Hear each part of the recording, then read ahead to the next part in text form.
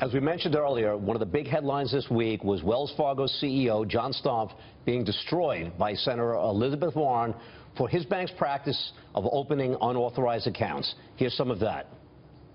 You should resign. You should give back the money that you took while this scam was going on, and you should be criminally investigated by both the Department of Justice and the Securities and Exchange Commission.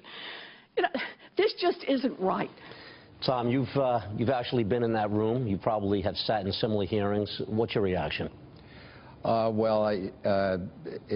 On the Wells Fargo thing, it's very, very difficult for me to have a reaction simply because I don't have all the facts. And but your reaction to senators and politicians grilling Wall Street executives, which we've seen, for some time now in the last 8 years. I won't speak to Wells Fargo because I don't know the facts there, and there's two sides to every story, so I won't go to that. But in terms of highlighting the issue, I think that, frankly, is a good thing to highlight, because I am sure that at every institution there are people who feel they have to reach goals and what have you. And I think the job for all of us is to make sure that they know what the value proposition is with respect to values.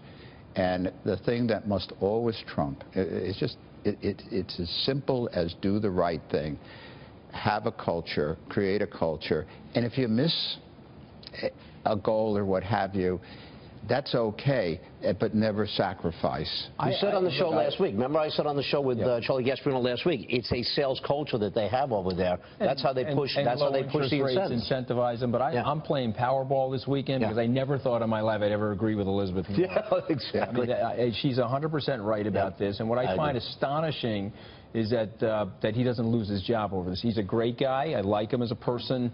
But this is one of those things where it's like a manager of a baseball team or sports team. The culture there has to be changed immediately. Yeah. Yep. And I think that what it is, to me, it's not it's not so much Wells Fargo. It is, what is the point that's being made by Elizabeth Warren?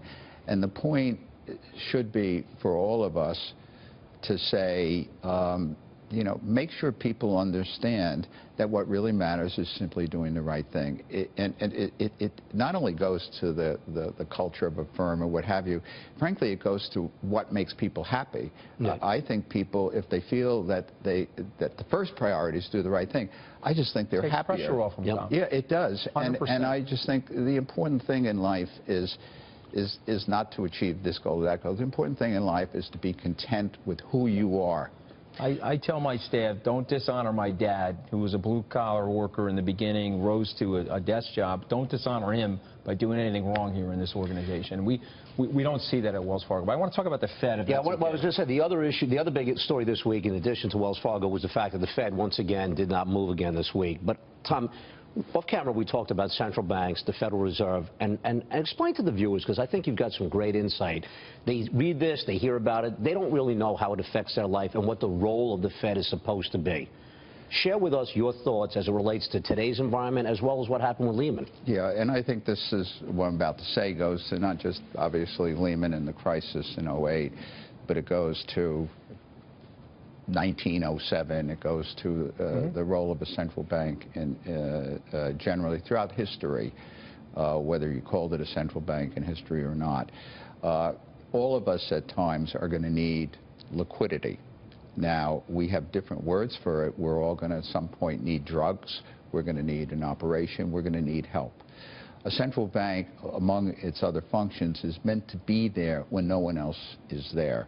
And it doesn't mean that no one else is there for substantive reasons. It may be there is a panic because people are afraid, and once they're afraid, they behave very different than they do. So market prices aren't indicative of intrinsic value. And there you want someone to be a backstop. You don't want them to give away money. They have to be adequately collateralized.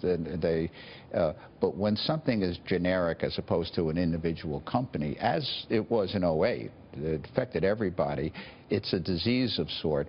And you want a central bank to be there to add liquidity. It wasn't a capital issue. It was a liquidity issue, and that's why, one of the reasons why you have to have, and to take away that power or to make it seem like it's a moral hazard is to take away part of it. And even in Paulson, you mentioned Paulson earlier, even in his book, he talks about that. I think Geithner did in his book, too, about having a central bank there for that purpose. So it's not to make rich people richer or anything. It's got nothing to do. It's a systemic thing, and it's an important thing.